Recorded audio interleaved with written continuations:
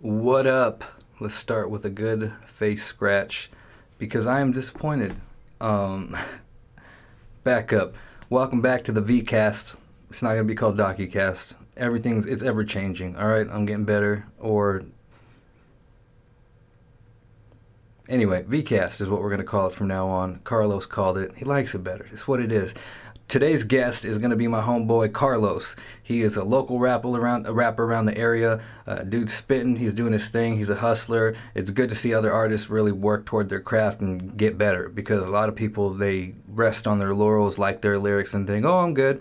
He keeps getting better, and I really like it. He's got a new EP coming out.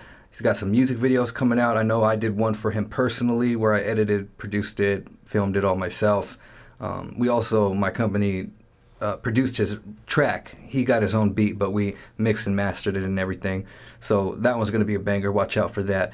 But what we're talking about today on the VCast is 30 for 30, ESPN, Reggie Miller versus the New York Knicks.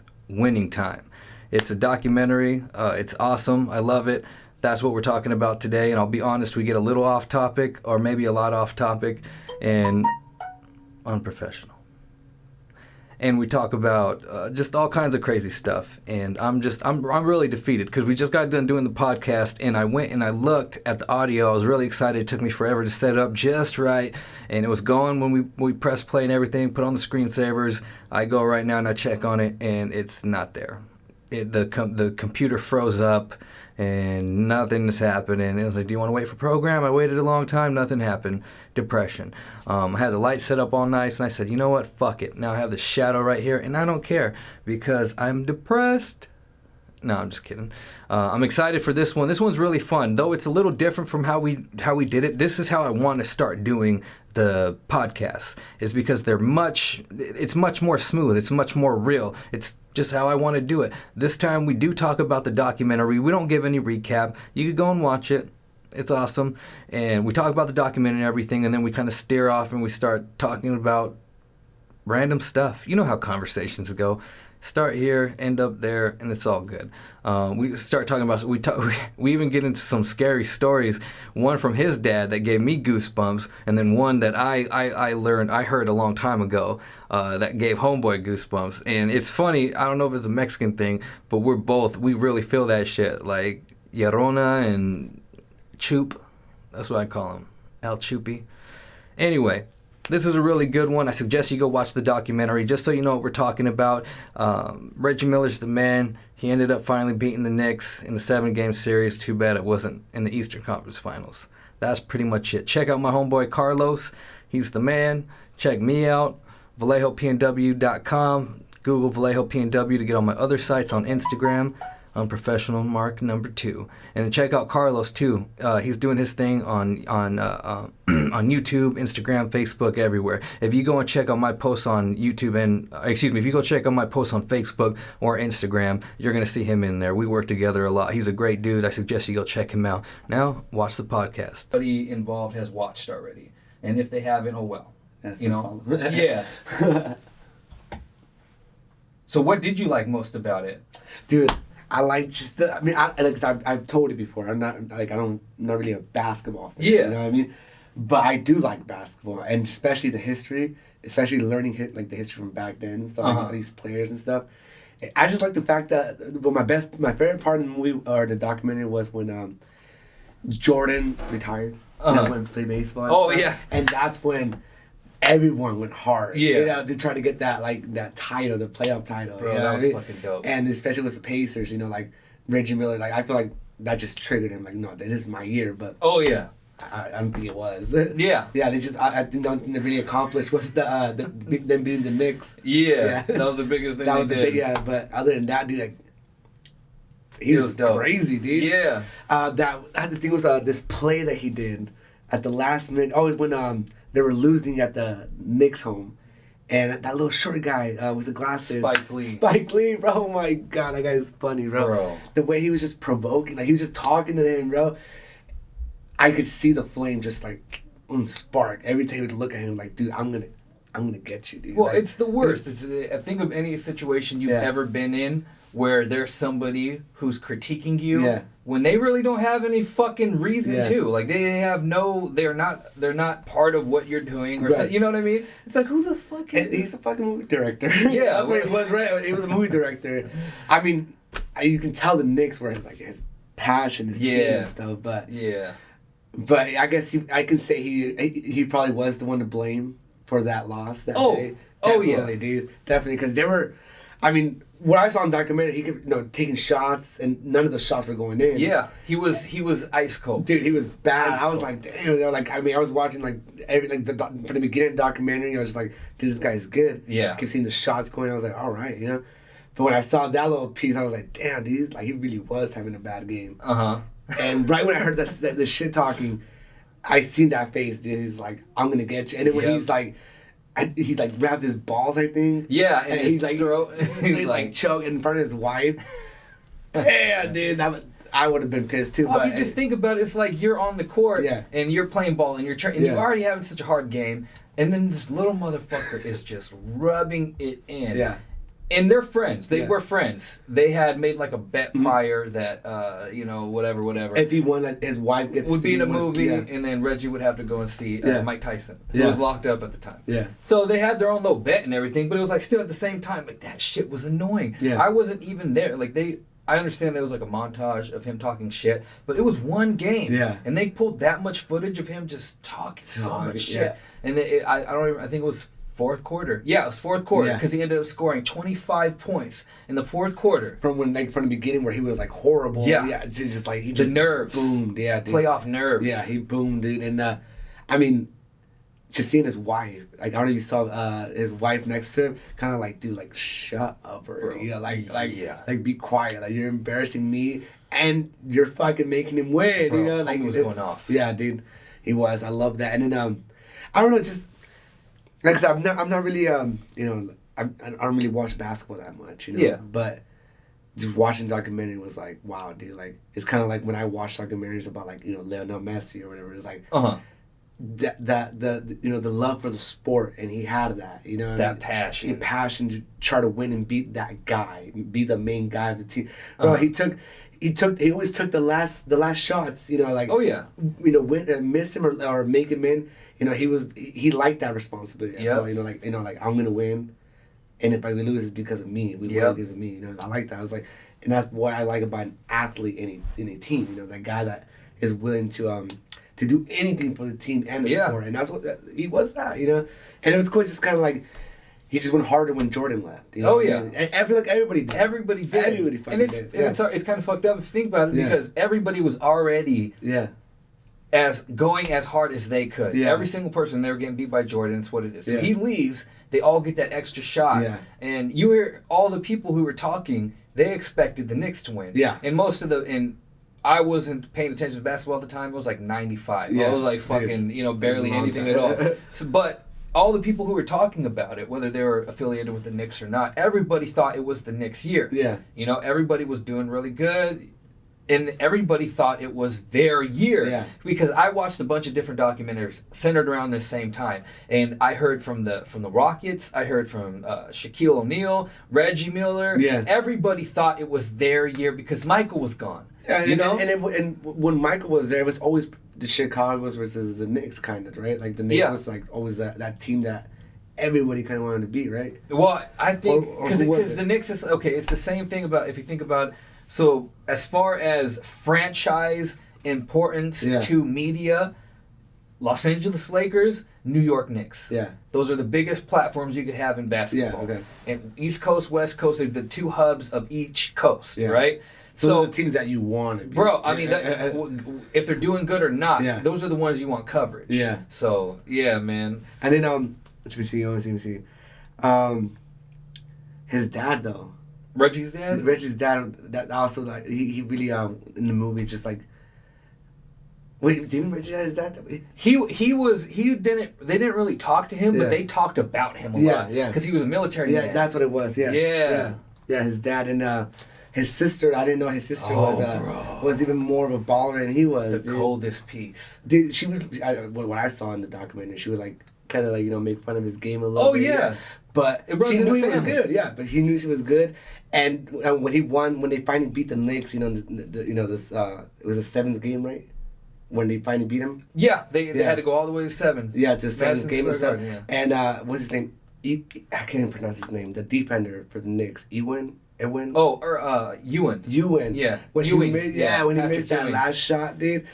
Oh my God, her face, she was like, the way she described it when she was like, dude, I thought it was going in. Yeah, everybody thought it was going in. And then when it didn't go in, she was like, Reggie did it. You know, like that was the first thing. She's like, they did it. You know, like, fucking like they won it. They finally beat the Knicks. You know, like. Bro, and it took forever. And it was funny because if you go back, it's so weird how, because NBA history, it always kind of comes full circle. So if you, in the beginning of the documentary, the year that Patrick Ewing was drafted, the number 2 pick was Indiana, and the first pick was obviously New York. So there was always this kind of, fuck, one more pick, and we would have got Ewing, and you would have got whoever the fuck else, you know, because they didn't take Reggie in that draft. I'm pretty sure he was a couple years later. He was definitely years later. But the Pacers were. They were in. They wanted. I mean, they were right there. That they see Patrick Ewing, and they, you know, it was weird because at the time, the way that the draft worked is everybody had the same chance of getting, like, you know, which was weird. You know, they ended up getting it better, fixing it, and everything. But yeah, man, I was thinking the whole time, wow, it goes all the way to, you know, oh damn, we didn't get Ewing, and then he's the one that fucking puts their dick in the dirt year after year and doesn't let them get past them. I did see that, And when Michael's gone. That first year, New York gets to the finals.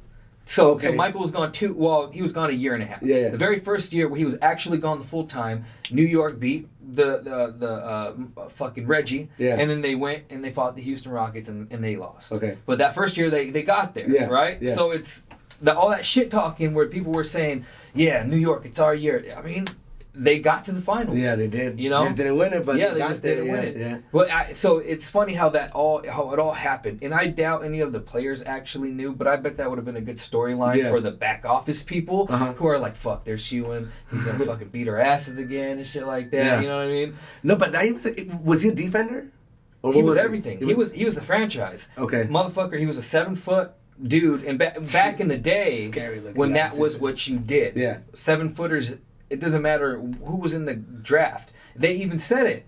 At the time, people knew Michael Jordan was awesome. They didn't know he was going to be that awesome. They knew he was amazing. He was number 2.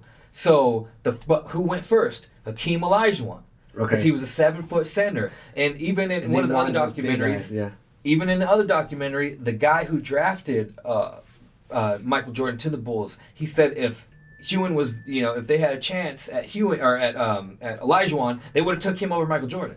Any day, huh? Any day, because that was the era they played in. 7-footers were. I mean, that's what they were considered the best. So at the time, they weren't relegated to one role where it'd be like, okay, you got to stand in the post or you got to be our scorer or whatever. He did everything. He was defense, offense. He ran it. He was. I can tell. Yeah, you can tell he was the one who was leading the team, kind of like a Reggie Miller, you know, for the Knicks, you know. But I don't know the thing that let me ask you a question. Was so Pennsylvania? It's like, is it like more like a white country? Like bro. Indiana, for sure. Okay, that's why. That's what really I'm like, all right. So because I did see like they were like throwing up like, you know, cake. They were putting like cones, you know, on their heads. Shit like that. Yeah, I was kind of like, damn, but your guys' best player is black dude. It's like, wow, you know, like. But that's when you start seeing that, you know, and that's why racism is so fucking stupid. And it's because funny, if there's somebody from the race that you hate that could benefit you, it's all right. He's not black. Oh, but he's not like them. You know, or whatever. But that was one of the issues that they had going there. That a lot of the players had going there, whether it was just staying there as a player or traveling there, other than there was nothing to do, was that crowd and that fan base because they're fucking ravenous. They were like Boston fans, you know, wherever they were like, we'll fucking kill you. You know what I mean? Like Detroit, bad boy Pistons fans. Oh my God, you know? Scared to be a whole fucking state of people who don't give a fuck about you, whether they were racist or not. I doubt everybody at the time was racist. No way. But it don't matter because they had that basketball. Yeah. They loved basketball, and you were the enemy. So you go there, and the whole fucking state hates you. And they'll get under your skin, bro. They were getting, what's his name? The guy with the glasses again. Spike Lee. They were getting him scared. They were fucking with him, dog. Yeah, he was like, he was saying like, I was being a little like, if they could. Well, they were fucking with him. Yeah. Yeah, they were taking his hat and shit. And like, he was like, if they could, he's like, if they could, I think he said, if they could, they would have hung him. They would have hung me or the shit. I was like, damn, dude. Fuck. Being in that environment, and he was in front, you know what I mean? Like, he had all, like, this whole crowd. I was just like, dude. And he wasn't supposed to be there because he fucking, somehow he got hold of the tickets from somebody who had, like, floor seats, somebody who was a Pacers fan. And his tickets ended up getting on the scalpers market, and then, Spike Lee ended up getting them somehow. Right away, huh? Supposedly that was what happened. You know what I mean? Yeah, I bet you somebody in the organization just like... For real. I mean, it's good publicity. It's, you know what I mean? It really is. I mean, and money talks. I mean, he was rich, right? Man, and just having him there. And if you think about anything, a lot of the times people... Because sports is good enough for a lot of people, but for the average person who doesn't watch sports all the time, they need storyline. Yeah. And that storyline right there, fucking evil ass Spike Lee, you know what I mean? He hates us. Yeah, dude. That was just, if I would have been alive at that point, that would have been a story to like really like, oh man, like, be on and like listen to. Because, I wish I was alive back in the day. I see all these documentaries, when Jordan, like, what was that new one from Jordan? The Last Dance? Yeah. That was amazing. Bro, too, I watched dude. that like 5 times. Dude, it motivates you. These documentaries, like this one I was watching, the Reggie Miller one. It just motivates you. Like, these guys went hard for a sport, but it's something that they loved, and they went so hard that they surpassed limits, and like, it's just crazy, It's just like how, like Spike Lee, like shit talking, Reggie just like made him better for the last how many minutes? Or it was the fourth. I don't know for sure. It was the fourth quarter. So it was 12 minutes at least. But still, like the fourth quarter was like almost end of the game, right? Yeah, like that's crazy to do that and win the game. Yeah, man. Like, and being down. Yeah, had a comfortable lead. Yeah, they were so happy. I think they were celebrating at the end, right? Yeah. They were all celebrating, and then I think 𝐸 is the one that messed up, or somebody, one of the defenders, or I don't know basketball. But he passed it in super bad. He literally. So about that. Yeah. So that was like the pivotal play, maybe in the whole series. Yeah. And that's it, because that was the first time they went. Well, not the first time, but that was the first year Michael was gone, completely gone, and that was their first playoff series without Michael around, right? Yeah. So. Yeah, oh my gosh, bro! It was bad because that play they came back a little bit because Spike Lee was talking all this shit. Yeah, Reggie starts going off, and then 2 of their players, one of the Indiana Pacers, and then Derek Harper. Okay, I'm fucking up their names, I'm sure. From the Bulls, got ejected. And that was the guy they would usually have throw in the pass. Yeah, okay. Right? So they have their worst inbounder. Yeah. And that's what happened. The Knicks had their worst inbounder out there. And he like did like a stop, and then he waited. Reggie Miller pushed. Yeah, a little bit. The dude, and pushed on just a little bit, but it was enough, and he fell down. Then he passed it, and Reggie Miller was right there. Dude was on the ground, so it like was right to him. And he steps back, 3. And what they were saying that I don't think anybody's really seen that, like them stepping back and like not taking that. Well, they were saying like how I don't know, because with everything that was going on, like shot, like end of the like I don't know, I don't remember what the shot clock was like, but either way, it happened really fast, right? You got it, you're almost out of time. You have to make a 3, like you have to. Yeah. No matter what. Because if you think about it, we get to sit back and watch it. They do a slow motion and everything like that. But when it happens, dude falls, he grabs it, he walks back, shoots it. Boom, shoots so it's almost like, how the fuck did you automatically know? Yeah. Like, he just in the balls of it. Yeah, no, and that's what they were saying. Like the balls of it. That's what a lot of players were saying. Like they had balls for that, and turn around and not take that too. And like the comfortable that safe, shot. Yeah, that safe one. One. No, he went back and shot it, and it was just amazing. I was like, wow. I was just like, whoa. I was smiling. I was on my phone like, whoa. I was like, dude, like watching that in person or live, it must have been something else. That's why, bro, I'm telling you. Because you have a sport. You like soccer, I love soccer. I love sport. I love any kind of sport. Yeah. You like competition. Yeah. That's why I'm telling you. No matter what, I don't usually, because most of the time, like everybody, you're busy. Yeah, you have to choose what you're gonna put your time into. Yeah. So my sport that when I have the time, I put in is basketball. And I like to watch it during the playoffs. I watch my team. I used to watch like every game. Yeah. Seriously, like every game I could watch, I would watch. Whether it was teams I didn't even give a fuck about. That's how into basketball I was. Damn. Grew up a little bit, got busy and shit. Now I just pretty much watch the playoffs. Yeah. And when oh my gosh, like this past playoffs, Anthony Davis, Lakers, it was the Western Conference Finals against the Nuggets. They were down 2. Yes, they're down 2. Nuggets are the Denver Nuggets. Okay. They're West Coast. Yes. Yeah, they're 2 West Coast teams. Yeah. Last of it in the playoffs before the finals, and Anthony Davis shoots a fucking 3 with Djokovic. It was crazy. He barely like. And then, but he did get the full off all the way before he kind of got touched. Yeah. And he drains it. And they win the game on a buzzer beater. Just boom. It's that kind of shit. And the fact that they captured that in a documentary, we got to go back and see that. That was dope. And then that's something you're going to, like I said, go back in the future. And my gosh. Like, whoa, how we're right now about Reggie Miller doing that. Yeah. About Irwin missing this. And it's like, we're going to look back. My kids are going to look back and be like, dude, like, the Lakers, crazy shit. Won, this and that, or LeBron James did this. Oh, there would be a doc, for sure. Did. Especially because the Clippers were supposed to be there. Yeah. Technically, that's what everybody thought, was the Clippers supposed to be there, but the Nuggets beat them, and then they fought the Lakers. So it'll be a documentary series for sure. But real quick, I gotta ask you, you saw how good Cheryl Miller was. Yeah. Right? Yeah. I don't know how far she got. I know she was on the Olympic team, Yeah. and I know she got gold medals and shit like that. I don't think they had a women's national basketball. Yeah, I think it was kind of like on the side, like a little side thing. Almost like a arena football. Yeah, type shit, something like that. Yeah. Yeah. So that shit, I obviously when they were younger, she would always beat him. Yeah.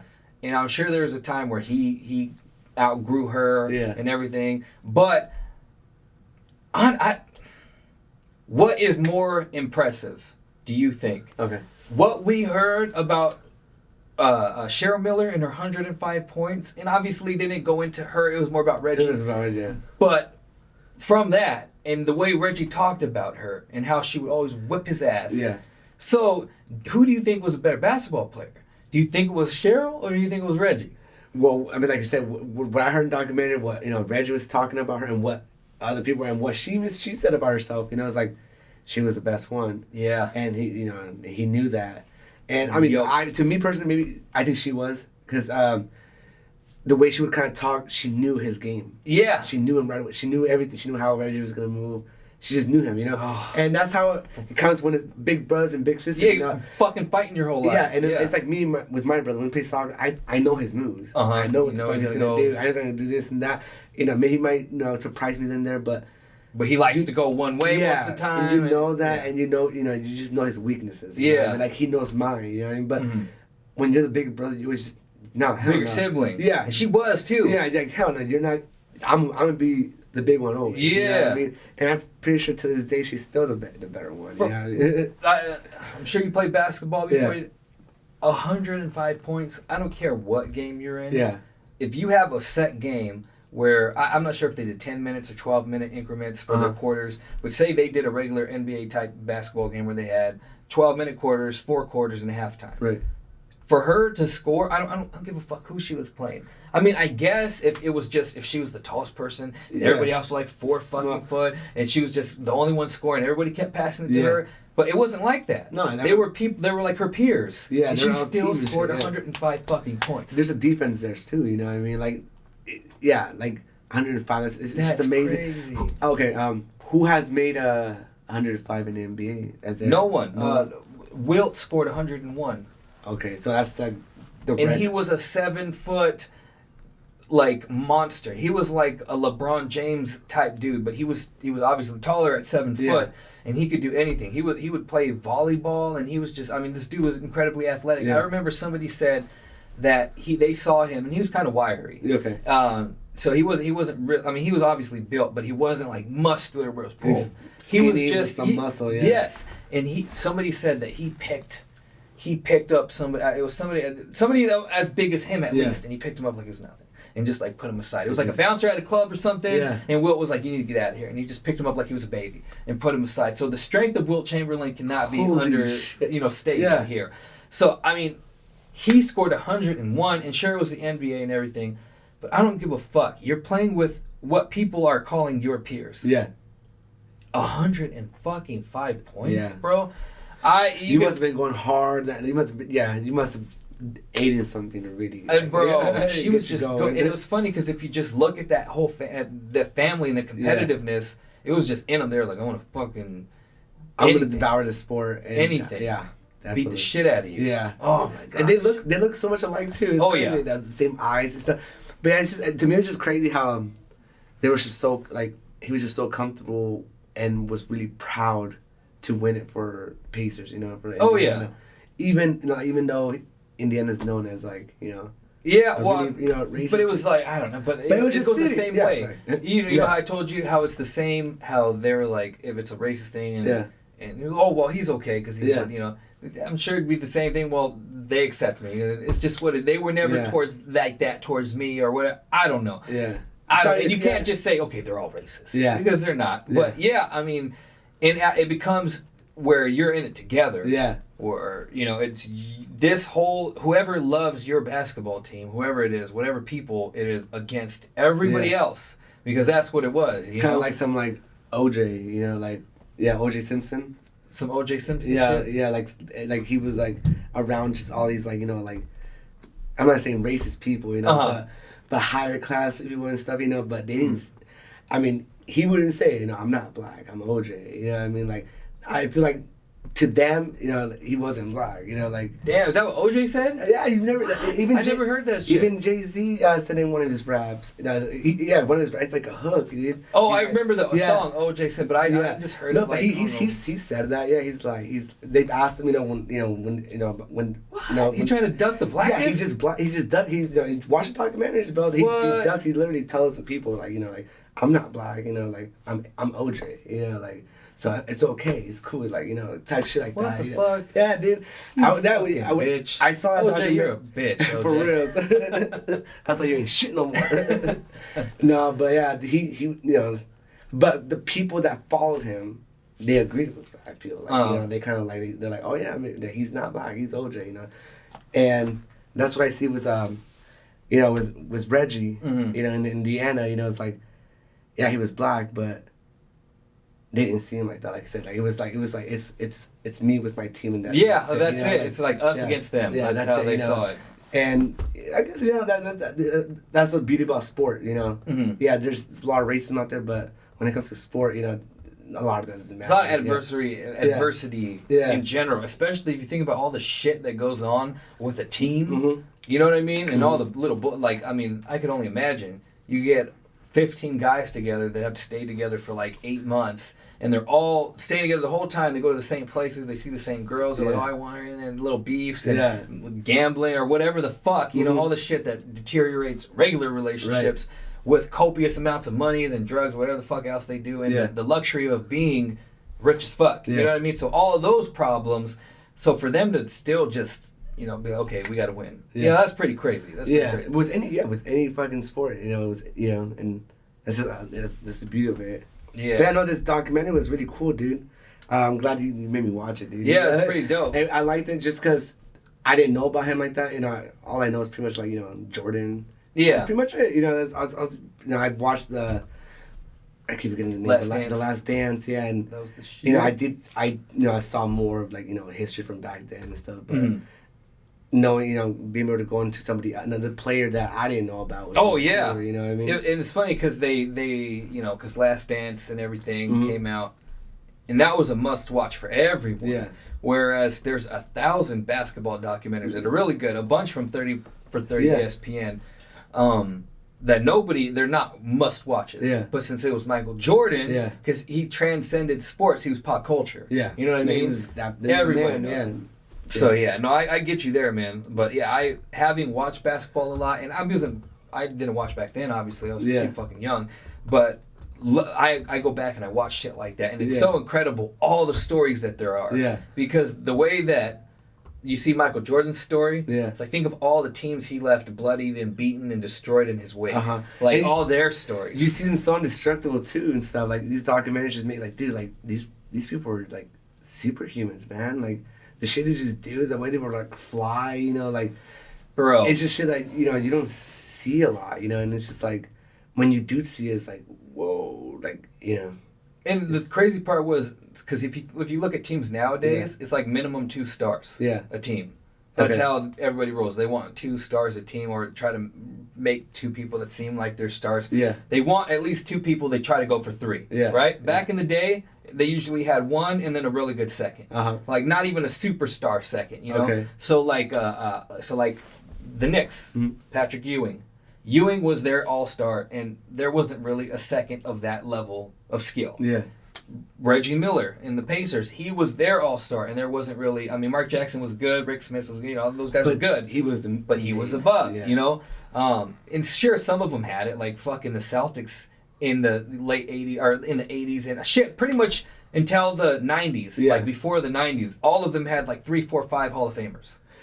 Didn't Chicago have the most? No, bro. Well, I mean, they ended up getting Hall of Famers because of, you know, because of the shit they did. Yeah, the accomplishments and stuff. But if you look at it, yes, they're all. I mean, maybe we can't even consider them either, because Dennis Rodman was fucking badass before he went to the Bulls. Yeah. He won 2 chips before he went to the Bulls. He did.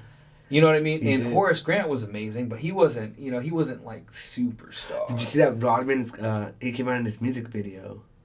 Oh, ASAP Ferg? ASAP Ferg. I didn't see the music video, but I did see that he had him in there. I was like, wow. Yeah. Throwback. He's like coaching or something. Or some shit like that. But he has them all like, you know, how he is, you know, like weirded out and shit. And ASAP Ferg's dressed like that too. And he's like, he's the one who's pretending to be Rodman in there, and Rodman's just in it being a cameo, pretending to be the coach. Okay. And ASAP Ferg's the one who like dyes his hair blonde and shit and get all fucking crazy. I didn't watch it. Okay. I saw a little bit of it, and I when I saw him on, I was like, wow. I was like, it's funny how our like generation is bringing all these people like like back. Bro, that's how it goes. Yeah. If you look back, like that's why, and it's funny because one of the biggest instances of that is the Disney Vault. Okay. Right? Yeah. Because they'll make, I don't know, fucking the Jungle Book. Yeah. And then they'll make all these copies, and then they'll close it down for 20 years. And they'll re-release it in 20 years. And now everything's digital, so you can just buy it, whatever. But that's how they did it for a long-ass time. Fox and the Hound, all that shit. So it's kind of just bringing it back, and it plays off the nostalgia of us. So say we get older, and I'm talking to my kid, I'm like, oh, Avengers, and you know, that was so fucking the shit. And then they do like a remake type shit, and they play on the nostalgia of us and be like, oh, that's awesome, let's go watch it. And then for my kid, he's like, oh, that looks cool, superheroes, and they make it kind of newish for him. So that's just how shit goes. It always comes back around. Like, what did somebody say? Nothing's original.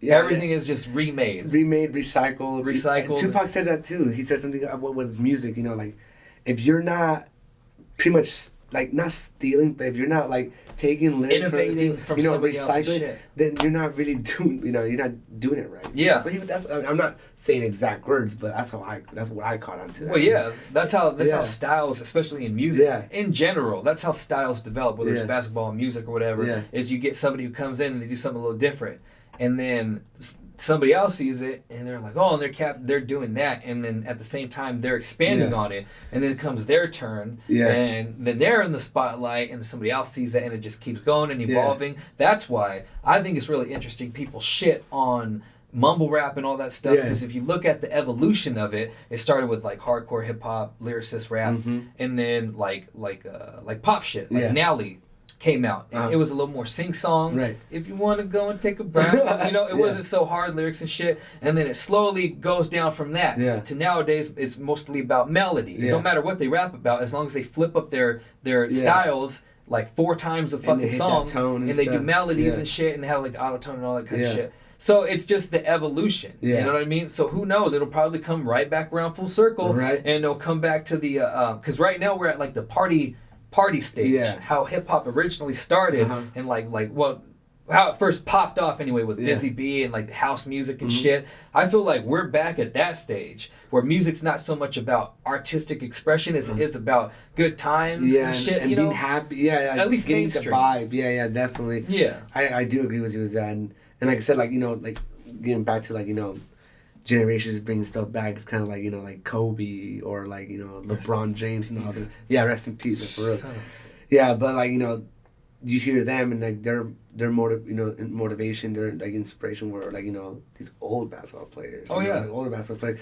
And, you know, I'm pretty sure like even them, you know, grabbing their, you know, other players' styles and stuff and then adapting it to their own, you know. Oh, like, yeah. That's it's wonderful because it just keeps going. You still, like, people be like, oh, he's like that guy, but he plays better. And so you still see that. Because he's a little quicker. Yeah. Or he does this. But you still different. see, you know, like what people used to see back then, and like, you know, in their style, you know. And I think that's cool to always kind of like, you know, like showing your game. You know what I mean? Show that you had someone to inspire you. You know, someone to show you how to kick a ball or show you how to fucking, you know, like, even if they didn't directly show you, but you know, but you watching them, that's how you learn. You know what I mean?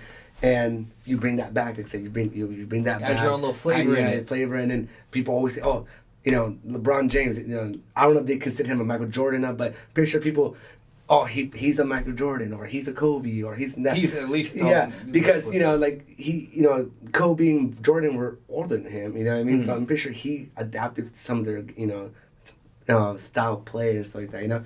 So that's when I hear people say stuff about those players, or like, oh, like he's like Michael, or try to bring up one by putting down another one. Yeah. You know, like I understand why, you know, but I don't know if I'm getting a little off topic here. No, you're right, and it's just like you said, full circle, and it's all coming back. But that's how it always went too. Yeah. And the reason why people were able to, I don't think they were really looking to expand on somebody else's game.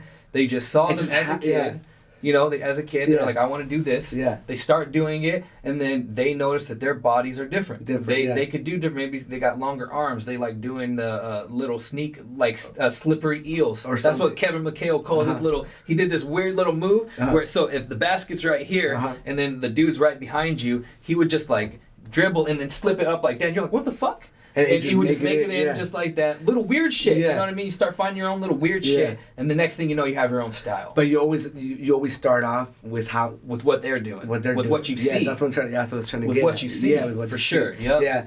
And then eventually you adapt your own shit. You know? That's probably why fucking Reggie Miller was so dope. Because if you look at who he was going against, and though Reggie Miller, he had to adapt his own style, which was shit talking. Yeah.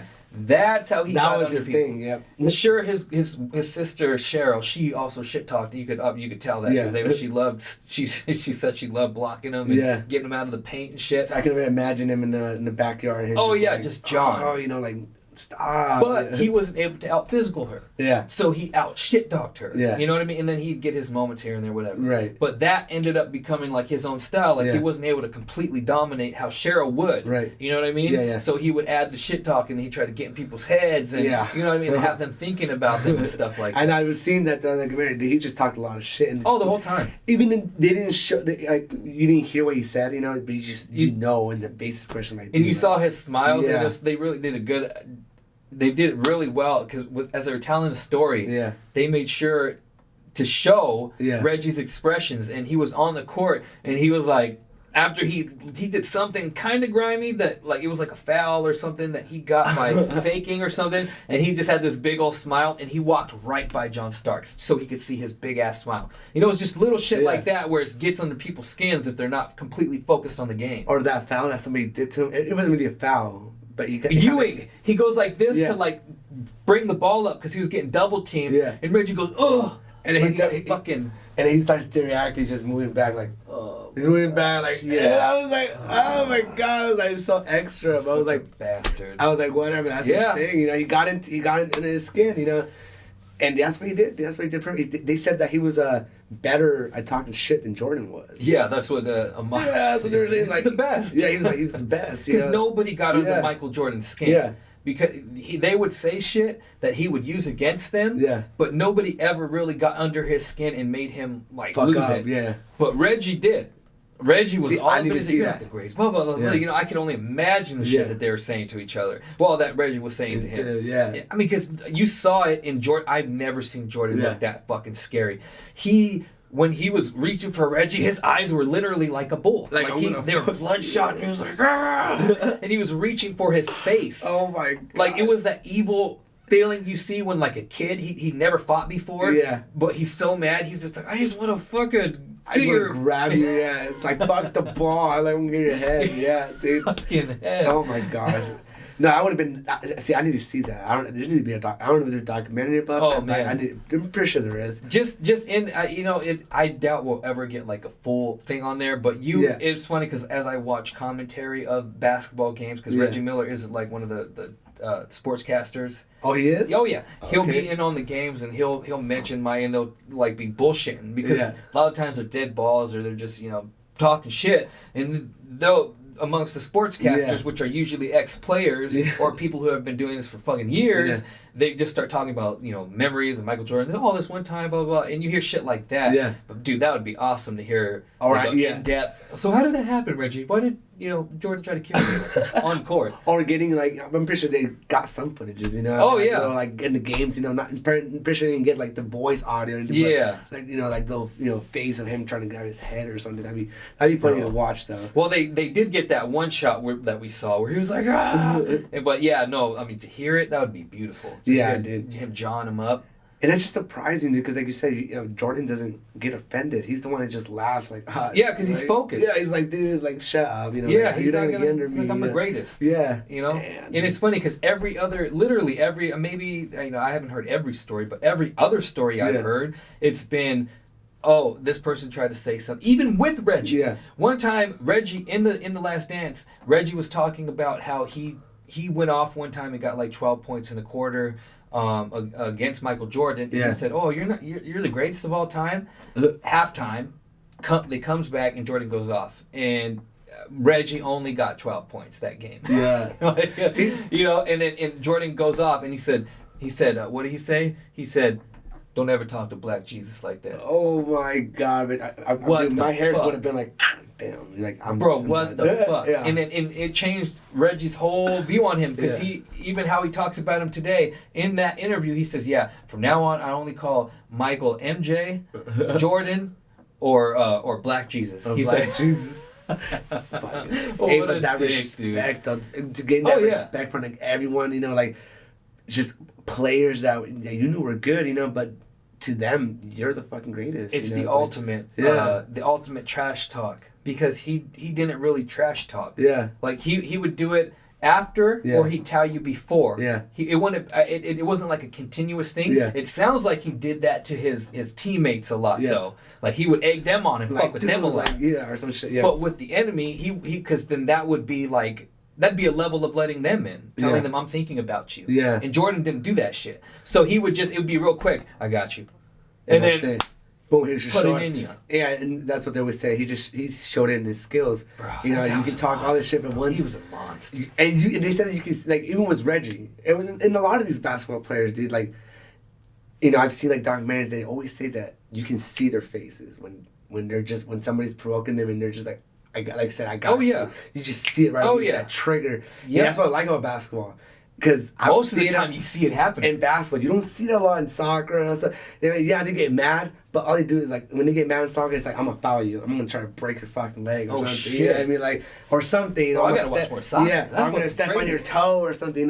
But no, like they can't go. I mean, when they do, that's fucking like wow. But then like I'm gonna go hard to the point where I'm gonna get the ball and I'm gonna fucking cross all you guys to make a goal. Yeah. When that happens, it's rare. Yeah. But I see that a lot in basketball. I see that where like one player's like will take over everything, dude. It's just like what the fuck? And you got how many players are playing in the 5 on a team? So 10 on the court. 10 on the court. Okay. Yeah. So it's 5 and 5, right? Yep.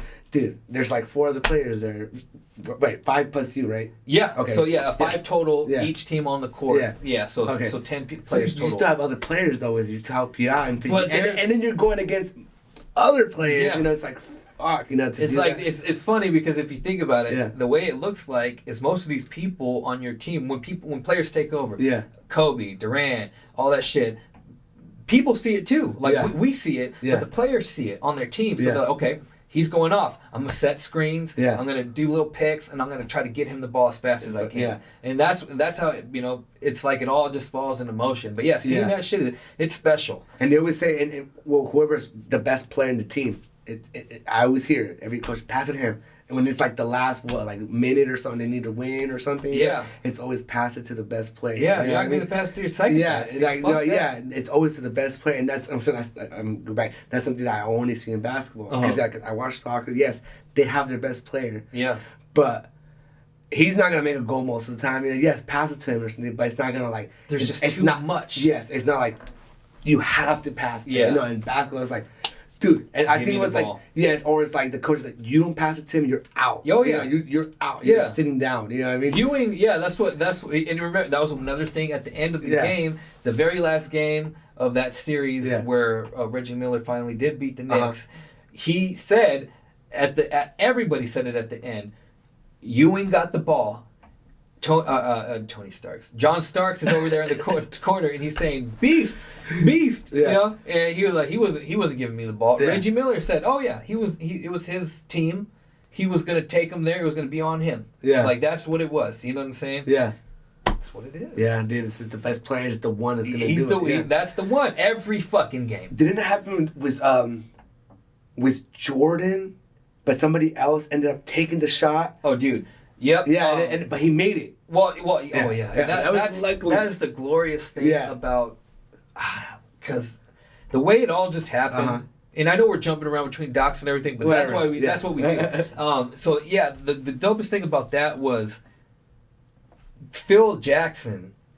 It happened so fast. It was like something that Phil Jackson was trying to implement. The entirety of being Michael Jordan's coach. Yeah, he was trying to get him to pass the ball. Yeah, you know, because people they double him, they triple him, and he'd still make it sometimes, but he wouldn't. Sometimes. But there's a possibility he's not gonna. Yeah. So it was like it was one of those things where it happened so fast, where it was an immediate answer. The person didn't have a time or the chance to think about the consequences. Yeah. Phil Jackson said, "Paxson's open. Get him the ball," and that was it. Break, huddle, boom, gone. And so he's okay. Well, we're getting the ball. Sure enough, pass to Michael, swarm, boom, and he just jumps over, passes to Paxson, wide open. Because nobody. Three guys, three guys on Jordan. Straight to Jordan because they knew He up to that point he never passed the fucking ball, but now he did. And then it's like, okay. And then he starts doing it a lot more. And then it's scary. Yeah. Because in a split second, Michael Jordan could pass the ball to fucking Horace Grant, Scottie Pippen. Yeah. Oh my gosh. Who else was on that team? There was John Paxson. Yeah. In a different time, Steve Kerr. Yeah. You know what I mean? Like he had all these weapons. He could just boom, boom, boom. That the greatest player of all fucking time, could take it in. Yeah. And he didn't, I mean, like I said, there was another game, I think, with the season before that, where he won it, right? Who? Jordan. He did the last shot. Oh yeah, like that. Or I mean, so many times. But yeah, I don't know if it was the one before, after, or a couple after, a couple before. I don't know, but yes, there was one where he pulled. He was running in the middle like he was gonna lay it up, and then he just kind of slinks back and then drains that shit. And he makes it. And then isn't there another where he misses it though at the last shot he misses it. And that's when yes, but that wasn't the final game of the series or even the finals. But yeah, he did miss it. He missed it, and I think that's when, like you said, they were trying to get that mentality, like Jordan has to pass the ball. Yeah, that could have been. I don't remember the timeline. They jump around so much, even in the documentary. Yeah, they do. They just forget. But yeah, that's what I remember. I remember he missed one, and I think I don't remember it was that one. But then they started talking about trying to get Jordan out of that, Yeah, but they were trying to do that the whole time. Man. Yeah, I remember Phil Jackson as soon as he got in, him and Tex Winter. I'm probably messing up his name, but he was the dude who started a triangle, or at least started trying to implementing it in the NBA.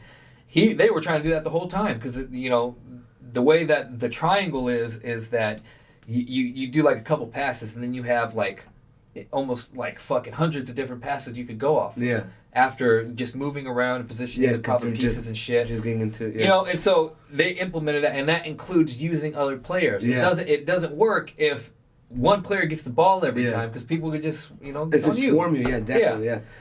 But that was another reason why I really liked Reggie Miller, because though Mark Jackson wasn't on that level of Reggie Miller, he was still a really fucking good player. Yeah. And that's the weird thing, is I feel like everybody back in the day, they were just there was like this level of whether it was one or two skills that they could do or what, but there was this level of skill in that thing that they did where it was like masterful. Yeah, no, definitely masterful. Everybody had their own, and I know what you mean. The role players, like the dude who threw in the inbound and fucking passed it to Reggie Miller.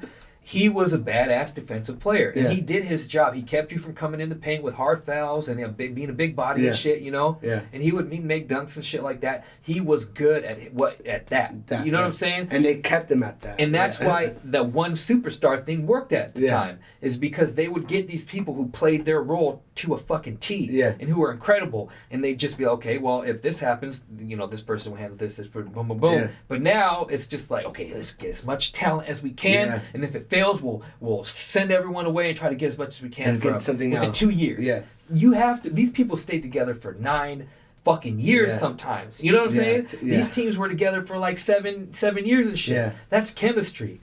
You know, for a while, dude. Like it's a long time. Like you said, being together every day in the locker room, knowing each other's families, even personal issues. Yeah, you know, you end up, and it's funny because it's like you start building a relationship with everyone, and then it's like now you know it's like, oh, you're my man, I'm gonna pass it to you. Yeah, type of shit. Or you know what they will and won't do off the floor, and it makes you more comfortable with them on the floor, shit like that. Or when they're doing to where like you get a new player and it's like, should I pass it to you? It's like, oh no, I'm just gonna pass it over here. I've seen that a lot, you know, it's like with any sport, you know, they get the new player and they're like, they have the opportunity, you know, but there's always like, you know, they don't have that chemistry yet. Yeah. Like, I don't know if I can't trust you. Yeah, I can't trust you, man. You know, they pass somewhere else.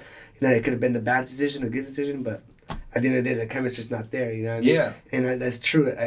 That's why Lakers were like really bad. This like not too long before LeBron like signed and stuff. Right? Even when LeBron signed, he had a really shitty ass team. But that was just because they had terrible. I took like a break from watching basketball for a while. I picked up the last year Kobe won a championship. Okay. I started picking up around that time. Okay. And when I was coming back, what happened? Kobe was on the decline, and Dr. Buss died, and he was the man who like. He bought the Lakers and he made Showtime what it was. So he died, and then it was family squabble between his kids and the powers that be within that family, and whoever the organization. Period. Yeah. So people were like flexing nuts just to do it. Yeah. Like they sent out really good players because they were like, no, I want to do the team my way. Yeah. There was literally Jeannie Buss and her brother Jim Buss. They were going at it.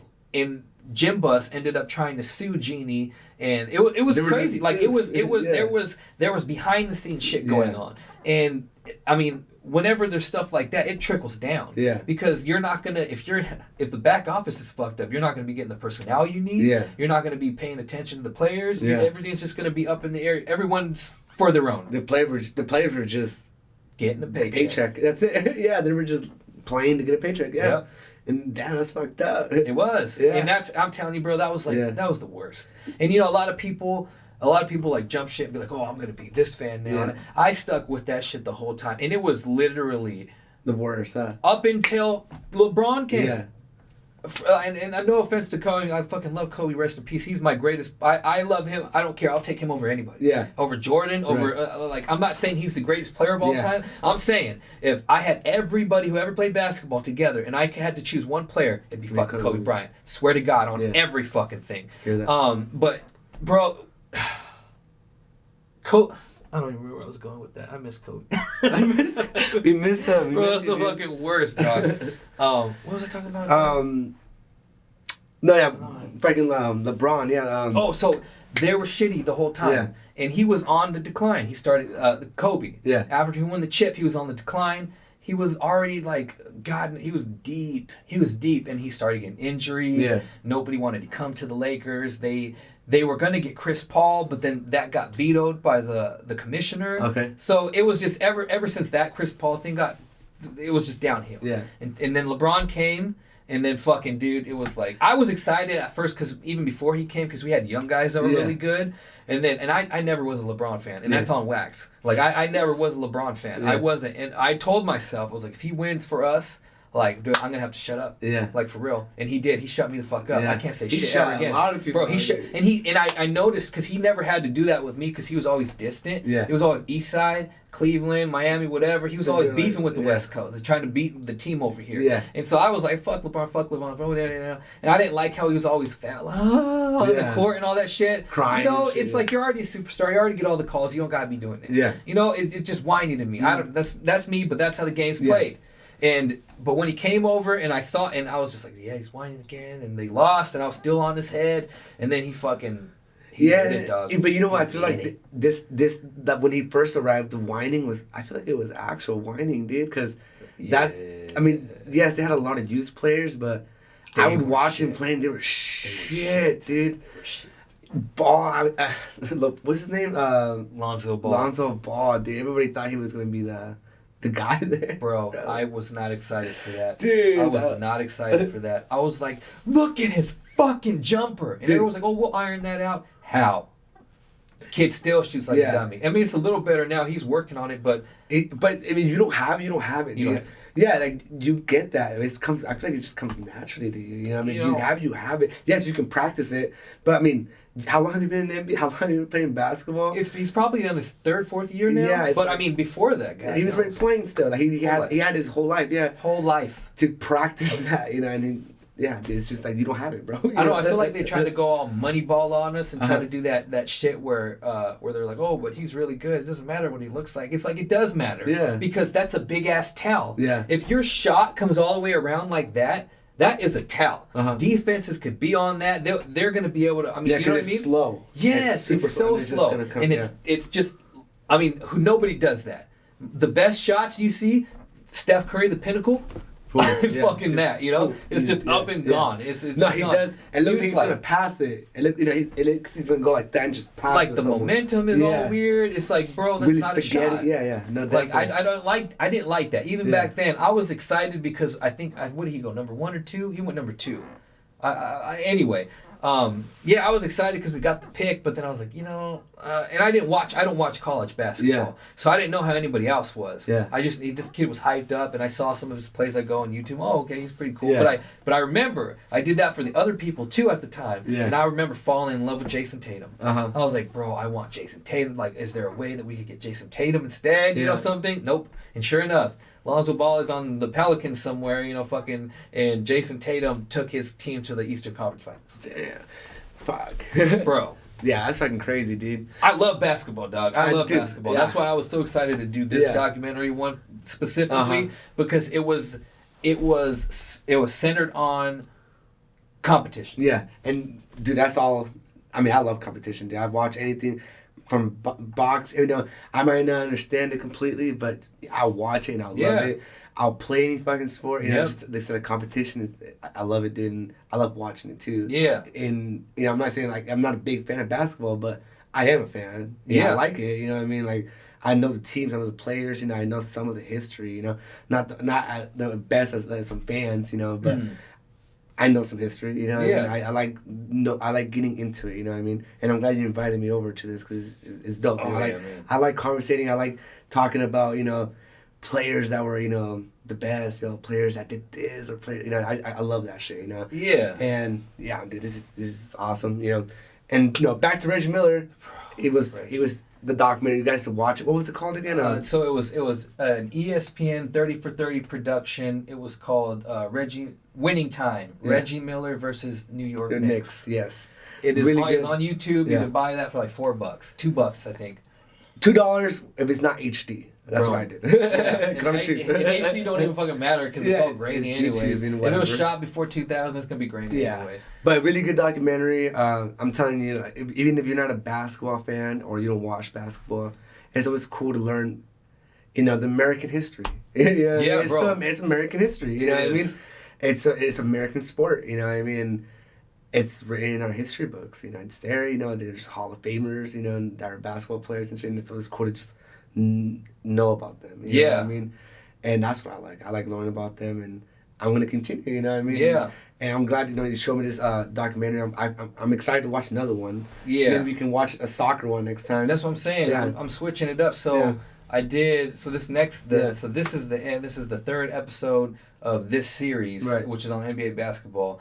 The next series is on. We did like true crime. I already got one of them in, but down the road, I'm gonna break away a little bit from sports, but I'm gonna come back to it. Yeah. And if you, because I'm not into soccer really. Yeah. But I respect the fuck out of it, dude. But you know, how big is a soccer like? Dude, it's fucking huge. It's so funny because every time I ever watch a soccer game, like even just like clicking through shit and I seeing it, there's like ants. Yeah. It's like everywhere. Respect. All around. Like fucking respect. Yeah. Like you have to fucking for how many hours is it? 90 minutes. Get the fuck. Well, it's 45 and then take a little 15-minute break for halftime.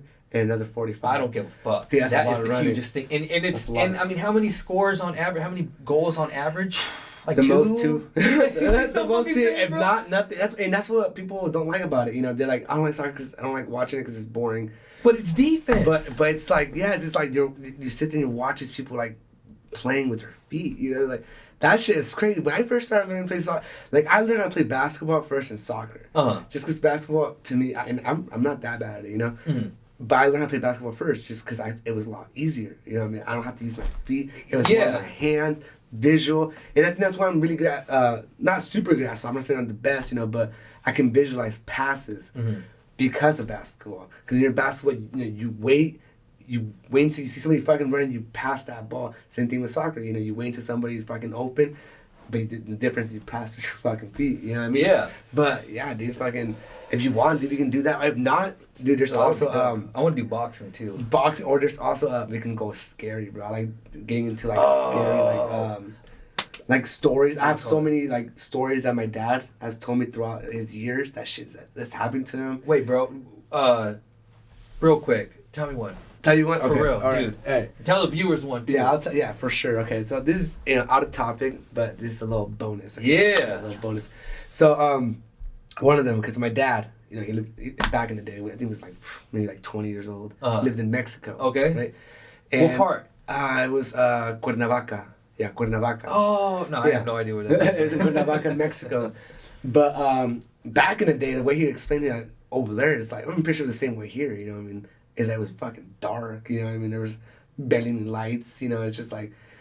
If you came out of work late and it was nighttime, it was dark. It was dark. It was black. It was it was fucking. Yeah, you see houses. It was just fucking like, and then you know, there's a lot of myths in Mexico. You know, like Llorona. It's just like different kind of like like monsters. Like they say that freaking little gnomes be running around there and shit. You know, like, trying to fuck with you. Well, I guess my dad's told me that he got fucked by a gnome. Not. No, they fucked over. He got they were fucking with him. Because he got off work with his friend, a buddy of his, and the guy that was driving dropped him off on top of a hill. And down the hill, there was a little mini mart. It was super small, but it was closed. And the guy was like, I gotta leave you guys here because I gotta take another route. I'm not going your guys' way. So my dad's like, fuck it. Yeah, I'll get on it. Yeah, and his friend got off with him. The dude left, and right away my dad was telling me his friend was already freaking out, dude. Like it was already like, just because it was pitch black. Yeah, it was dark. He's like, hey man, he's like, they call my dad El Barri. Yeah, they call him that. So he was like, hey Barri, Barri, I'm fucking scared, dog.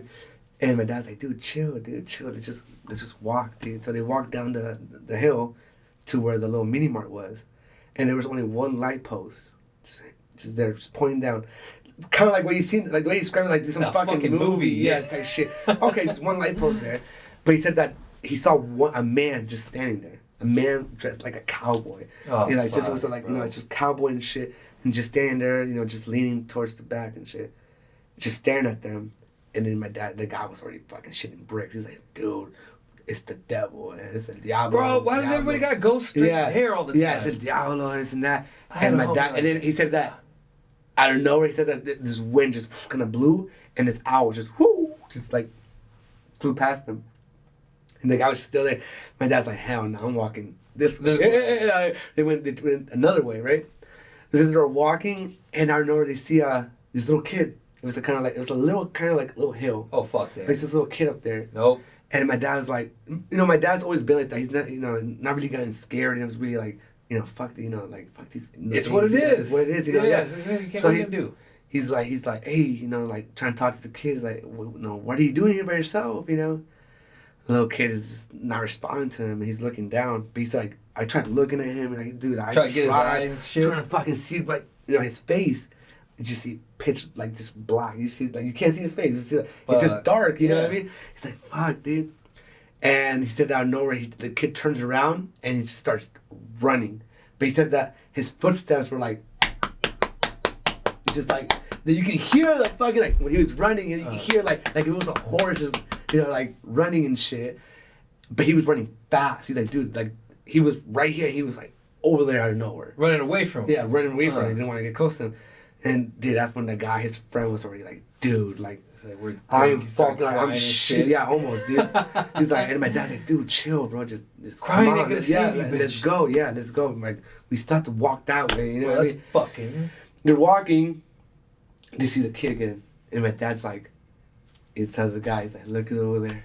And then the guy turns around. He's like, oh, no, dude. Like, the guy, my dad's like, dude, his eyes, like, crossed. Like no, like he was about to faint. Like, no, bro. Please, like, buddy, like, let's turn around. But it's like, where? Turn around. Like, where to? Like, we live that way. As a horse. Yeah, like, we're fucking walking that way, dude. Our house is that way, So they're walking again, right? They're like, fine. My dad's just, like, thinking, like, he's getting a little scared now at this point, but he's not trying to, like, it's like, whatever. They're walking. He sees the fucking kid again. And this thing's like, hey, like, dude, like, what's wrong? And he's telling, like, are you okay? Like, trying to talk to the kid. Kid runs again. But then my dad's like, oh shit, like, look, he's running through this alley. It was this alley, and then, like, where a whole bunch of dogs and just lived. Like rabies, rabid dogs and shit. Yeah, my dad's like, this kid is fucked. He's done. Because he was making so much noise the way he was running. It sounded like he had, like, horseshoes or something, And yeah, so, he ran through that fucking street. And he said, I don't know where all these dogs started just coming out of the alleys, bro, chasing his kid, chasing him, and this kid's just fucking running. And I know where he's like, my dad told me, I shit you not, this kid turns around, and all these dogs that are chasing just, that you can hear their feet just like screeching on the concrete, stopping. And while they were trying to stop, they're howling, dude. They're fucking howling, and my dad's like, nope. He's like, he told the guy, like, he had to turn I think to the left, and the kid kept going straight. Not to the right. My dad turned to the right, and his house was right there. The kid kept going straight, and his friend had to go that same way. So yeah, my dad's like, dude, good luck, man. He's like, I live over here. No, the guy started crying, dude. He's like, no, please, like, don't leave me out here. Let me stay at your house, this and that. And yeah, he let him stay at his house, but he said it's an experience that, he's had more, but that's one of the big ones that, like, bro. That really, I have one happen to my sister, but we can probably get into that next time. Bro. The one that happened to my sister is fucking crazy. When she was a baby too, man. We'll get into that next time for sure. Bro. Get the audience, Oh, fuck. I got one though, real quick. Yeah, now that we're on it real quick. This is because it's so funny because this was also in Mexico. Yeah. This story was also in Mexico, bro. What the fuck, right? Yeah. And the thing was, is I always thought, for real though, because it was always my people telling me. Yeah. My older Mexican folk. Yeah. My grandpa. Yeah. And shit. And I was like, fam, that's like a Mexican thing. Like that's like for real Mexican. Yeah. You're in there. I don't know. Maybe you were on. You were fucked up, grandpa. Yeah. I don't know. You were drunk or something. Yeah. Yes. Yeah. That's what I was thinking. Maybe you got some weird fucking weed. I don't know. Bro, there's this. It was like this little white girl, right? Oh my gosh. So she was older now. She was getting the story. She was there she would go there because her grandparents lived there. Yeah. They had a house down somewhere in Mexico, and she would go there and stay with them. It was fucking beautiful. She said it was like it was the best place ever. She said there was like all kinds of climates there almost, where there was the mountain, or at least terrains. There was the mountain, and there was like a jungle, and it was just beautiful. There's like a river. So it was the best. They had a big old fucking farm and everything. She was down there with her two friends. One was a girl, one was a boy. I don't remember any of their names, but they would always go out and play in the forest. Okay. And they were out in the forest this one day, and they looked down this trail, and it was off the trail, right? It wasn't on the trail, and the trail was pretty set. Yeah. You know what I mean? It wasn't just like, okay, we're going to try to tread this new trail. No, this bitch was the trail. They're walking along, and they see off the trail, right? And it's rough off the trail. They see this fucking thing. They have no idea what it is. No idea. Oh, it looks like a goat. Okay. You know, and they just see its head. They're like, El Diablo. They're like, what the fuck is that? You know, like, I don't know, what is that? I don't know. And it's just like its head, and they see some rustling, you know, and its head just like what the fuck? And so they're kind of like watching it, and they like pass by a tree, and it gets out of their vision, and they keep walking, and where it should be, after the obstruction is gone, it's gone. The goat isn't there. They don't see the goat. They're like, what the fuck? And then so they're all kind of like talking about it. They're like, what the fuck was that? And they're all kind of getting scared. You know, I don't remember what age they were. They were like they were probably like 10 or 11. Yeah. Because you know they weren't too young to be. They were young enough. They knew. Yeah. Yeah. To know. Yes, to feel it. Yeah. And so they're like, all right, let's go. Let's keep going. And then they look up, and way ahead on the trail, when they look ahead, they see a goat. Oh my fucking God. Bro, this scares the fuck out of me every time I tell this story. But it wasn't just like, it had like man arms. And its head, it was just bucking its head and stomping its feet. And it was just, and they said that it looked like dust, but the way that the trail was, it wasn't really dusty. So they said that it kind of was more smoke looking when it would stomp. And it was just like, it was kind of like, I see, I think of it, yeah. That kind of like, it looks like dust, but it's kind of like, it's smoke. Like, yeah. Bro, yeah. The lady was like, we went back and forth on that. She's like, I'm pretty sure it was smoke. It's kind of like when you make a fire, and then you try to turn it off with sand, and it's just kind of like it builds more smoke by still burning. Yeah. But the thing is, it's there. She was like, no, because it looked like smoke. That's what they were saying. They were really far away. It looked like smoke. They're like, why does it have man arms? Why does it have? It was like part man, part you know, and like it was like bucking its head, and it did this cry. She said, she was like, I don't know how to describe the cry. She said that it was a demon. She was like, that's the only way I could say. It was a demon cry, and all of us heard. It was a sound. It wasn't a word. Yeah. It wasn't words. She said, but when they heard the cry, getting goosebumps. Bro, I'm telling you, when they heard the cry, they got like a message in their head, like commanding them to come to it, like come here. Like yeah. And she said that one of the kids took a step to him. Like, one of the kids started grabbing, and then the fucking other kid was like, it was too afraid, like, the kid was too afraid, like, and the kid started crying and breaking down. And the woman who told the story, she was just kind of, like, shocked. The boy was the one walking towards him, and then the little girl that was, the Mexican little girl, she was the one crying, and it kind of broke the trance on everybody, because it was like these deep sobs, she said she'll never forget the cry. It was almost like an equal cry to what the demon did. It was like but instead of like cry of like evil power, it was like a cry of God help, you know, and it just like stunned the little boy, and he immediately like, what the fuck, and he looked like he really did get grasped. And she was like, let's go. And they just fucking ran back the other way. And they said that they kept looking back every once in a while. And they would, the goat, it wasn't as far away as it was, but it was still far. So it looked like it was kind of like, it wasn't slowly walking towards them, but it was like appearing towards them, you know? I don't know. And it was just bucking its head, and it was stomping. And then and as soon as they got out of the woods or the jungle, whatever the fuck it was, they heard the cry one more time. And they said they each kind of felt like, but they were already, the adrenaline, it was behind, like they said they were gone. It was that. And she was like, I never wanted to go back to my grandparents' house after that ever again. Fuck that. No, that shit happens over there in Mexico. Bro, why? I wonder fucking why. And that, I wonder too, because I tell my dad, like, my dad tells me these stories, you know, I'm like, he even says, like, dude, graveyards here, they ain't shit here. You go to this graveyard, fucking pretty graveyards, you know? Yeah. You go over there, like... It's like there's a feeling. Yeah, it's like graveyard, you see that fog, you see all that, like, it's just, you feel that. I wonder like, what the fuck it is. Yeah, and then they say that gnomes, they say gnomes exist. Yeah. Little duendes, they call them duendes in Spanish. They say those exist. And I'm telling you, my dad, he said that he feels like that little kid was just a little gnome fucking with it. Damn. At that moment. Because they're around, bro. Like, they said they're around, like, you know, the city. They sneak into your rooms and shit. They be fucking with little kids. They don't do, like, hurt evil you and shit, but they just fuck with you. They fuck with you. Yeah. Like, okay, but tell a little story about Dude, bro, I'm telling you, this is what it's about. It's about conversation. Yeah. And that's what I want it to be about. It's what do we call it? The VCast? VCast, DocuCast. Yes. Boom. DocuCast. Yes. DocuCast. Love it. Okay, so this is a story my mom and my dad told me. We lived in Mexico. It was in Tijuana. We lived by the ocean. My dad had a house. But back then, he said that the windows were just holes, in the walls. There was no windows, no glass, any of that shit, So they just put little curtains, whatever, so nobody can see inside. And my mom said that we had one room only. One room and like a little closet-looking room next to it, our room. So they made it into a room a baby room for my sister. And I would sleep with my parents in the bed. She said that for a whole week, she would find my little sister. She was a baby, like maybe months old, maybe a year.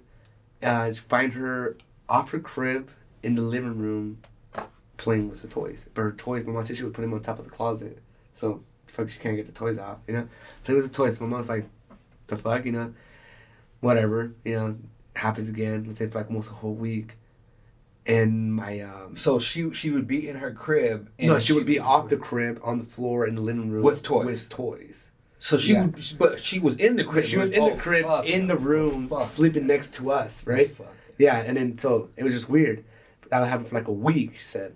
And then my grandpa came to visit us, and my dad told him about it. And my dad, he's like, "Well, your first mistake is that you don't have anything around your windows. At least put some wood or something so nobody can come in, you know what I mean?" And it's because the gnomes, those duendes, they're fucking with you guys. They're coming in through the windows. And my dad's like, oh shit, fuck. And my dad believes in that. He's like, all right.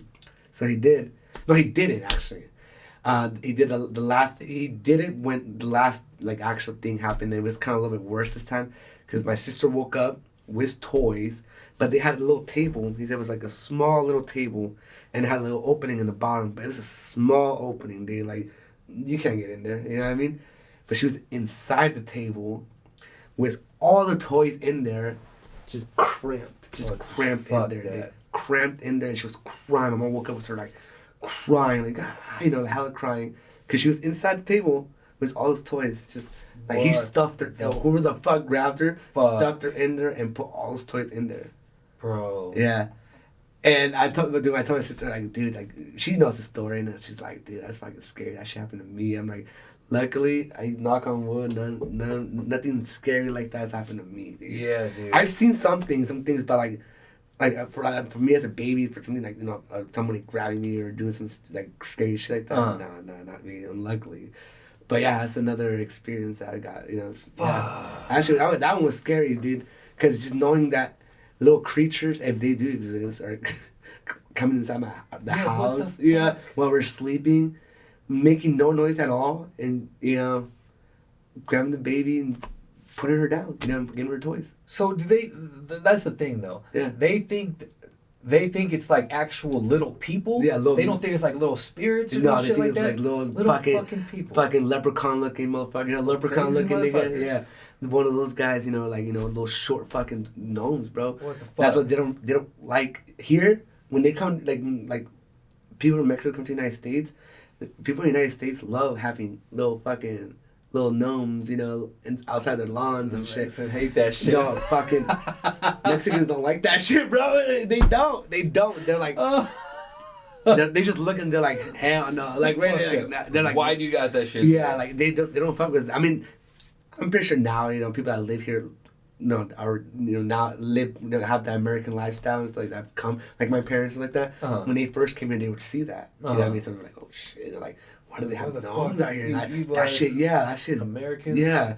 But now it's just kind of now they live here so long, it's kind of it's just a no. Bro, you know what I mean? yeah. But Mexico, bro, they that shit out. That shit is scary. And they said they do live, they're over there, bro. That's crazy. You heard of Llorona, right? Yeah, bro, I heard that. I heard of fucking, obviously, Chupacabra, all that shit. I heard Chupacabras is more like Texas, right? Texas or Nevada or something like that. I heard it was up yeah. But it does. I heard it does go to Mexican, because they have outside farms a lot and not really protected and shit like that. And because in Mexico there's been cases where fucking their sheep or just get suck the blood. You know, it's like, what the fuck? I remember reading about that shit because I got really interested about that back in the day when somebody said something about it. I looked into it, and they, you know, obviously people always try to fucking make some kind of like, oh well, it was because of this or because of that. I don't know, like that was weird. That was weird as fuck. I actually saw it was kind of shit that happens in like the desert. You know what I mean? And there was this case where this Mexican family was trying to cross to the United States, right? They're crossing the desert. And they found them dead. Was their blood sucked out. What the fuck? So that's, they were saying that it could be the chupacabras, you know, that did that to them. Bro. You know what I mean? Because I don't know if it was fake. You know how TV is, you know, fake and shit. They showed a little footage, supposedly, that they had, like, people. The family? Yeah, the family. I think he was, like, videotaping with his phone. Because he was hearing shit. And then I know we're just... he heard shit, you know. So I don't know. I was like, you know, bullshit, but I mean, but still, like my dad's like because you know he crossed over here, you know, he did all that, you know, shit, you know, bro. Yeah, he did all that. Props to pops, yeah, bro. So he said that in the desert, yeah, dude, it's scary, bro. He said that especially when it gets dark and nighttime. You don't know what's out there. Okay, so okay, we're way off to obviously Reggie Miller, but we had already talked about Reggie Miller. This is extra content for you. You're welcome. Yes. Do you have time still? Okay. So, fam, I think the next thing. So I'm gonna do this true crime podcast, and honestly, I do not like this true crime podcast thing that I did. So the DocuCast has series. This series about the NBA. The next series about true crime.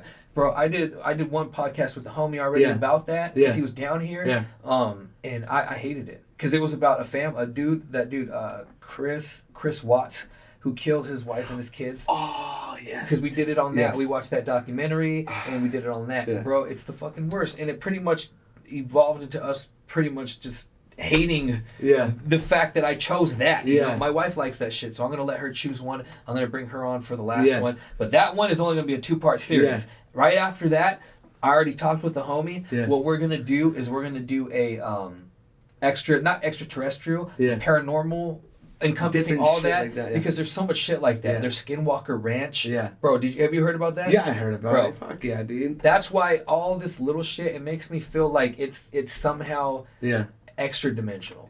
Somehow. There's something. Some fucking hell. I don't know. Like where in this, you know, like where do these creatures come from? You know, like how do people picture them? You know, how do they like, you know, draw them out? And so they must have seen them somewhere. You know what I mean? Where do they come from? Yeah. You know what I mean? I always feel like a different dimension, bro. Like, you know, there's a different world out there. I feel, you know, there's something. Because you've seen the movie Insidious, right? No.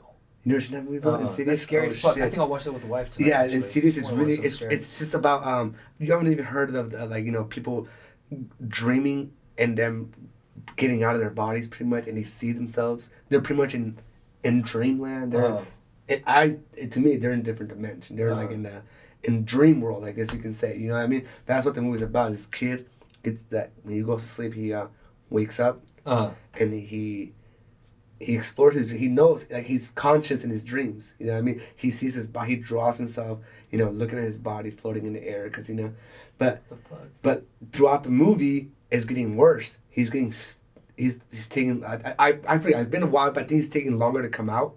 Oh, okay. And eventually, he stays in there, is in a coma, right? But his mom finds drawings and shit like that, and the drawings get worse, because he's in his dreamland. It's all bad shit. But he's in the good part right now, right? But he starts going in more and more deeper. He starts going to, like, the dark side. Like, the dark, and that darkness, the devil was there, supposedly. You know, like, the devil had captured him. What the fuck? Yeah, so he would draw, like, in the corner, there was a black spot in his house, supposedly. He would draw it. He said that's where he would, like, watch him, you know what I mean? In his dreams. And shit like that. What but yeah, in the movie, you see him as this fucking, like, devil-looking guy with dude with his fucking, you know, his goat legs and shit like that. Fucking, he looks like, what the fuck is that? The Star Wars character. Darth Maul? He looks like Darth Maul a little bit from the face, that red with a little bit of black and shit, but just a little bit more scary, like, oh shit, you know what I mean? Yeah. But yeah, he has him trapped in there. He doesn't let him come out of the dreamland. Oh, that dream world, that other world, you know what I mean? Which to me is like, it looked like hell to me, you know what I mean? And, you know, and that's when I was like, that's, you know, and I had a friend talk to me about that, and it's like, dude, yeah, that's all true. Like, I had, it happened to me. Or I don't know if it still does, you know, but he's like, it's happened to me. You know, like I come out, like, I'm dreaming, I can see my body's like laying down sleeping. That's now great. I feel like I'm flying, you know, I'm like looking around and shit, you know what I mean? And you start, he said, you do start seeing, shit. he said, you do start seeing different shit. That's when you gotta know not to go too deep into, like, you know, like, cause I guess you can go farther in there doing it lost. You know? And I guess that's how comas, like, you know, end up. That's what he was telling me. That's what people get in comas. They're stuck in a dream. They're stuck in their head, imagining. Like, imagine if you're like in a coma. He's like, and you're having a bad dream. You're not gonna wake up. You're gonna be facing that bad dream or those bad things in your head until you wake up. That's torturing. And I'm like, dude, it is, dude. And like, but it's all true. It's like that shit happens, dude. Like you get stuck in this other world or something. You know, it's like, and that's when I believe. I was like, yes, other worlds, they do fucking exist. Bro. Yeah, like, dimensions fucking exist, dude. Well, it's funny. I just saw this weird. It was this YouTube video of somebody trying to explain different dimension, like another dimension to us. And the way I don't know. I'll send you the video later so you can see. Is this guy that draws out shit? Yeah, I've seen that. Oh, okay.